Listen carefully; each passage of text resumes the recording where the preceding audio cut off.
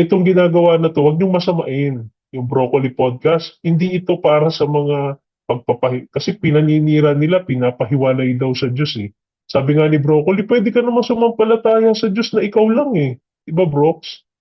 Pwede. Sabi nga ni Brox, yung pagiging agnostic doesn't necessarily mean that disbelief the existence of the Almighty God. Hindi naman ganun ang paniniwala ng mga agnostic. They are just in a neutral ground. Ayan po, no, narinig po natin si Bertsoro. So it doesn't mean disbelief, kasi ang disbelief is atheism.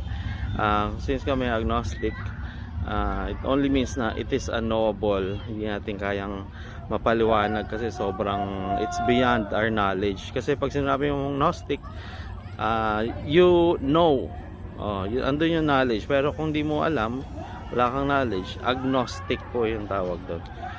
Sabi mo ng atheist na, okay, but masama ba yun? It doesn't follow na kung wala kang pinaniniwala ang Diyos ay magiging masama ka na.